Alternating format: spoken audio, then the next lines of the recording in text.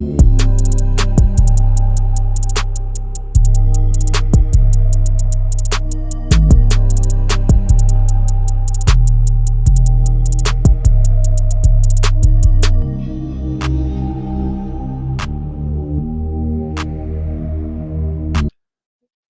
loss for the Miami Heat after winning 3 games in a row. The Miami Heat are on a 2-game losing streak. It's the second time this year that the Heat have had a 3-game winning streak and have followed it up by multiple losses. And this was a tough loss, tough game to lose, especially with no Jalen Brunson, who was out, and OG Anunoby also got injured in the first half. OG Anunoby, that was a huge loss. Already having Jalen Brunson out was a big loss for the New York Knicks. But OG Anunoby, as a two-way player, his impact on the court as a two-way player is huge for the New York Knicks. They mentioned on the broadcast that his plus minus is insane. Like when he's on the court, like the Knicks are a plus 40 or something. Like it's insane. So losing him was a big blow for them, but it didn't really matter because the Miami Heat shit the bed tonight, and especially on the defensive end. I mean, it was a close game. It was a back and forth battle. The Miami Heat just weren't able to get it closer than 2 points, I believe, in that fourth quarter. They started off pretty strong. Like Cat in the first quarter hit 4 3-pointers and was off to a huge start, had like 23 points in the first quarter, and he was carrying the team. What's his name? Robinson, Mitchell Robinson had 10 boards in this game, but he had 6 offensive rebounds in his first 6 minutes of play. Rebounding wasn't the biggest issue tonight, but it was still an issue. We lost the rebounding battle. They had more offensive rebounds. They had more total rebounds. They got way more second chance opportunities because of that. Because we had more turnovers, we continue to turn the ball over at a high clip. And tonight wasn't that bad. Like the night before against the Cavs, I think we had 21 turnovers. Tonight it wasn't as bad. We only had 11, but we still lost the turnover battle 11-8. Like we need to take care of the ball and rebound better. Those are two of the big reasons why we lost tonight. We can't use the Tyler and Bam excuse technically because they are missing Jalen Brunson. And Jalen Brunson, if you ask most NBA fans, they're going to say that he is a better player than Bam and Tyler Hero. Like he is a higher ranked player, and he's a huge loss for that team. And again, losing OG like in the first quarter, I believe it was the first quarter. I could be wrong. Could have been the second quarter. But yes, the Miami Heat desperately need Tyler Hero and Bam Adebayo. They desperately need Bam Adebayo more so because Norman Powell continues to play spectacular basketball for the Miami Heat and has been contributing a ton and has been our go-to number one option. And it's been amazing, simply amazing this year. He's playing at an all-star level. I think he's going to be an all-star. My boy Van Lee over here, he says, confess your Norm Powell sins, Amir. I said that Norm Powell should come off the bench when Tyler comes back. And this was early on in the season, Van. You know that I said this like the first week of the season. But my thought process was that Tyler would never come off the bench. They would never bench Tyler. Maybe they would consider putting Powell on the bench just so we can have Davion continue to start because we wanted the plus defender next to Tyler. But obviously that's not going to happen. When Tyler comes in, Davion's definitely moving to the bench. Shaniko Steele says, hi, how are you? Van Lee says, Norm Powell is definitely an all-star. I love his efficiency. Your Cousins and Clippers fans are crying literal blood. They miss him so badly. Yeah, I totally agree. I think he's looking like an all-star so far this season. He's been one of our best players, if not our best player.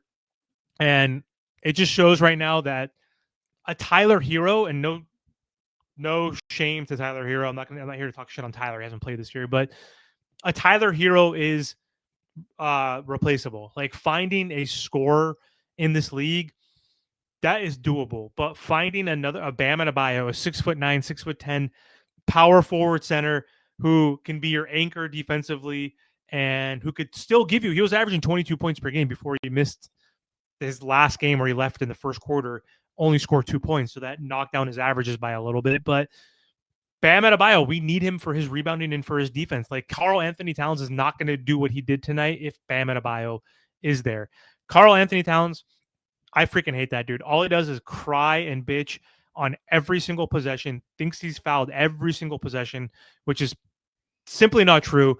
Like that guy's like the biggest nobody all-star in the league. Like that guy is obviously talented and he fills up the box score. He's a great scorer, great shooter, but he doesn't really contribute to winning. The Knicks, in my opinion, have no shot. Like I'm sorry, like they have no shot. I'm not being a hater because I do hate the Knicks, obviously, but they're not beating the Thunder. They're not beating the Nuggets. They're not beating any of the West teams right now. They might not even beat the Heat if we played them in the playoffs. Honestly, like having Bam Adebayo out these last 4 games or so has been rough. We definitely need him, especially on the rebounding side of the game, and we need him back desperately. Like we're just continuing to give up second chance opportunities and not rebounding good enough. Like the Knicks had 104 shots to our 95. It was only 9 more shots, but still, that's 9 more opportunities than the Miami Heat. The Cavs had like 20 more shots than us in that last game. Like that has been a consistent theme is getting out rebounded and turning the ball over because we're scoring a shit ton of points. Like we couldn't even break 112 points a game last season. We averaged 110 points or 109 points per game last season. We scored 132 and lost, which is insane to think about. Like how much this offense has improved, this new system, this fast-paced type of basketball has definitely been more exciting to watch. But with Tyler and Bam out, like we need these guys back because we have players that are inconsistent. Our role players have been inconsistent. Norman Powell has been very consistent. He needs more help, but we need our 2 all-stars back and we need Tyler Hero. We need him on the court. Like I think it's going to help make Powell much better as well because they'll take pressure off of each other, honestly. If you look at the stats real quick, field goal percentage, we both shot 46% from the field. We shot 43% from 3 and lost and made 19 out of 44 and lost. The last game against the Cavs, we shot 41%. This is unreal. Like the fact that we lose games shooting this high of a percentage and scoring this much is crazy. That's actually happening. That's a sign that the defense wasn't good tonight, and we'll get into that a little bit later. We shot 75 or 74% from the free throw line, which we need to clean up. We were 25 from 34, not good. 11 turnovers, and we had 30 assists, which is great. 46 rebounds, 15 offensive. On the flip side, the Knicks shot 40% from 3, so we shot 43. They shot 40. 21 for 53. They shot 9 more threes than we did. That's their new like focal point. They went from like almost last in 3-point attempts to first this year, and they're first in 3-point makes as well. So huge turnaround for their offense. They've been good this year so far under Mike Brown in his first season. Free throws, they shot 29. We shot 34, but they made 79% of those. Like I mentioned, we turned the ball over 11 times. They turned the ball over 8 times. So not taking care of the ball compared to them. And the rebounding piece too as well. So we had 46, they had 51, but they had 20 offensive rebounds to our 15. So those second chance opportunities killed us. And two, though, was their bench. So they're outside of Karl Anthony Towns. Their starting lineup didn't play great. I mean, OG got hurt. Mitchell Robinson, he's not going to score. He had 0 points. He's going to get you a few buckets if he does in the paint, but he had 10 rebounds, 2 assists. That's pretty much it. He was just there as like that energy guy, getting those offensive rebounds, second chance opportunities. McBride, only 9 points. Cowns dominated, like 6 for 14 from 3. He had 39 points, 11 rebounds, 4 assists, 1 steal, 0 turnovers. He was great tonight. Bridges shot like shit, like 15 and 5 and 5, which is great, but he was 6 for 21 from the field. He had 7 steals though, which was unreal. That's crazy. Most of our turnovers came from him effectively, but the biggest issue tonight was our defense not being able to guard Landry Shamet, who had a freaking career high 36 points off the bench. Unfucking real. The most he had in a game this season was 15. He's only scored double digits in 4 of the first 12 games for the New York Knicks. He scored 36, which was a career high. 2 rebounds, 3 assists, 12 for 19 from the field, 6 for 12 from 3, 6 for 6 from the line. Dunked on Khalil Ware also, which was unreal. I can't believe Landry Shamet got a dunk on Kelowna Ware. Josh Hart, he's annoying as hell. I think he's a little dirty, but he's an amazing player. I wish he was on my team. Amazing defender. Triple double off the bench. 12, 12, and 10. 5 for 8 from the field. 1 for 1 for 3. He had 1 steal, 3 turnovers. And the other player, which pissed me off, was Jordan Clarkson. Like, we know he's a microwave scorer. He's like the former sixth man type of guy off the bench. 24 points, 5 rebounds, 3 assists, 6 for 13 from the field, 3 for 6 from 3, 9 for 11. 11 free throws for Jordan Clarkson. That is unfreaking believable and unacceptable. You cannot allow that to happen. His season high this season was 15. So he had 24 points. So their bench scored 75. The Miami Heat scored 39. Usually that is our strength. And 39 points, I mean, that's not too shabby at all, obviously. But compared to 75 points, that and the rebounding, which led to more opportunities and second chance shots. And also, especially in that first half, like clockwork, they kept getting offensive rebounds, dishing it out to the corner and hitting a 3 nothing but net. Like that happened at least 4 times this game.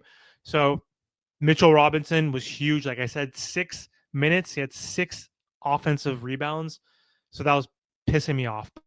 But it wasn't a horrible game for this Miami Heat team. I mean, we are missing Tyler and Bam, but I'm not using that excuse tonight because they were missing OG and Brunson, 2 of their best players as well.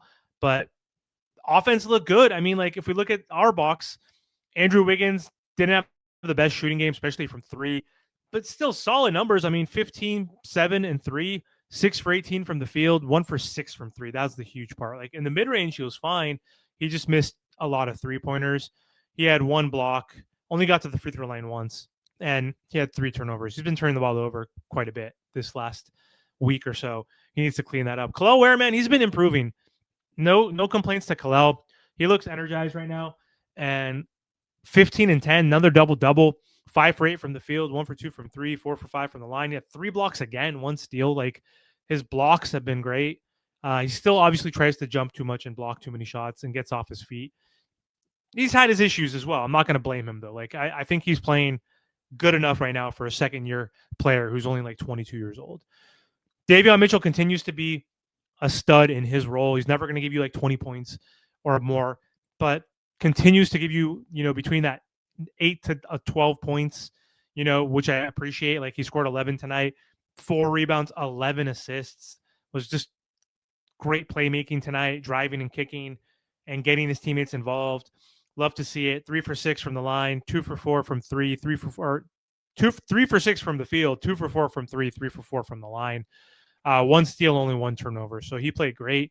Norman Powell, again, he's an all-star. He's continuing to play better and better, and he's averaging a career high now. I think his averages are now probably above 25 points now per game. He was 24.8 going into this game, so he's probably averaging 25 point something. Scored 38 points, 5 rebounds, 12 for 22 from the field. Super efficient. 6 for 7 from the line, 8 for 15 from 3, shooting above 50% from 3. Unreal. 1 steal, 1 turnover. He's been amazing. Pelle Larsson, slow start to the game, but he was solid. Hit some big threes in that third or fourth quarter to bring the Heat back in it. 14 points, 2 rebounds, 2 assists. He was 4 for 8 from the field, 3 for 6 from the line, or 3-point line, 3 for 3 from the free throw line. He had 1 block. He was solid. Jaime Jaquez continues to play great. Had a bounce back game after a struggle against the Cleveland Cavaliers. He looked good. Finally hit a 3, which was nice. Rolled in, barely made it, but it went in. I'm happy he took that shot. 23 points off the bench, 9 rebounds, 7 assists. He's rebounding at a great clip for someone who's a wing. He's averaging over 7 boards per game. His playmaking has improved. He's getting downhill into the paint anytime he wants. Defenses are collapsing on him and double teaming him, and he's kicking it out to his teammates, finding them on the 3-point line. Huge. And then also had a nice play in the fourth quarter where he found Kelowna Ware on the dunker spot and got him a dunk. So he's been amazing. 9 for 20, 1 for 2 from 3, 4 for 8 from the free throw line. He's been a lot better at getting to the free throw line and making them. So tonight was off, only shot 50%. He had 1 block. Drew Smith barely played, 4 points, 2 rebounds, 2 assists. Fontecchio was solid, 9 points, 2 rebounds, 3 for 7 from 3. Niko Jovic, man, I just made a video. We all made videos on Nico today or yesterday, basically talking about how inconsistent he is and what's going on with him after getting that extension. He's been looking pretty bad, and he had a bad night again. Didn't get a lot of run tonight. So Spo's basically going to say, if you're not contributing or playing well or shooting well, you're not going to play. He only played 13 minutes tonight. 3 points, 4 rebounds, 4 assists. I like that he at least did contribute on the glass in his limited time, getting 4 assists as well. Had a nice behind the back pass to Jaime in the paint in the first quarter. But 1 for 4, man. 0 for 2. If he's not scoring, he's not really impacting the game. Like, he got cooked by Cat like multiple times as well in the paint. Like, wasn't even guarding him for the most part, but when he did, he was getting cooked. So not a good look, man. Not a good look for the Miami Heat now. Now we're 7-6. Like, we desperately need help. We need Tyler Hero back, especially need Bam Adebayo back. Let's see what my boy Van Lee's been saying. Van said we need to put Ware as the backup big because of his motor issues and find a rim running big to play with Bam and Wiggs. I like Claxton and Gafford. I like Gafford the most. I think if the Mavs are going to be looking to trade Gafford, I think that's someone we go for. I like Claxton as well. As he's a good piece as well. But yeah, we need someone that also is a really good defensive rebounder so we can prevent teams from out rebounding us pretty much every single game. Let's see what else Fanley says. I'm not too bummed. Anobi and Brunson will not play on Monday. But yeah, I'm assuming Tyler and Bam are not going to play as well. But we need to bounce back. I mean, it's hard to beat a team back to back in a home and home series. So we will see. Fanley says, looking at Mitchell Robinson's box score, you would think he's trash, but his 9 offensive boards were backbreaking. 9 offensive boards. Didn't realize 9 out of his 10 rebounds were offensive. That's insane. We got Made Man. Why did we draft Cass and sign Vlad if we're not going to play them? Turnovers and rebounding issues. Forget Vlad. Vlad's going to be unplayable. Why are we not playing Cass? He's a first round pick. He was supposed to be projected a top 12 lottery pick. Like, I agree with on the KJ. Like, why are we not playing KJ? Like, give him an opportunity, man. Like, we played Kashad yesterday or today. Like, why? Great producer says, do you have Roblox? I don't know if he's talking to me. I do not. Your girl Hyde says hi. Hello. Van Lee, Detroit is not playing around this season, but their team culture is all about playing hard and dominating glass. Yeah, Jalen Duren, dude, is a beast. Cade Cunningham is becoming a superstar. So I think they're going to be tough. Bright side is if we bottom out between Thanksgiving and Christmas, we can definitely get first round picks for Ware, Jaime, and definitely Norm, or even Andrew Wiggins. We can really finesse a contender for Norm. Yeah, I mean, if we're not going to extend Norm, give him up. But I love Norm, man. I freaking love him. He's been a breath of fresh air since Tyler Hero's been out. Can you imagine a Curry Norm backcourt? That would be amazing because Norm does not need the ball in his hands. Trey Murphy scored 35 tonight. He's 6'9". Lowry Markkinen scored 40 last night, 7-footer. I think the Ja Morant trade is officially dead. They have to address rebounding first. Yes, we do, Van. I 100% agree. I'd rather have any of those two guys you mentioned over Ja at this point. Davion at 11 dimes. Sheesh, we low-key won the Jimmy trade. I mean, we might have. I think we might have, yeah. Arthur says, hi. Do you play Roblox? I don't know if you're a bot or not or who you are, but no, I do not play Roblox. So, yeah, tough game, man. Again, Landry freaking Shamet and Jordan Clarkson off the bench destroyed us. They scored 75 points off the bench to our 39. Karl Anthony Towns, I mean, 39 points, 11 rebounds, like absolutely destroyed us. We have no size. We have no rebounding. Those are two big issues. Our defense collapsed and allowed scrubs. Landry Shamet is a freaking scrub. He's a nobody. His career high basically saved the Knicks tonight, I would say. Like, we could have lived with Jordan Clarkson scoring 24 off the bench, but allowing Shamet to score 36. Like, if Shamet scored like 10, would it be fine? Can't let both of them go off. So rough night and big loss for the Miami Heat. I think, like, when you're not playing against Jalen Brunson and OG Anunoby, and then the night before you're not playing against Darius Garland, Mobley, and Mitchell, and you lose these games, like, these are games you need to win in the regular season.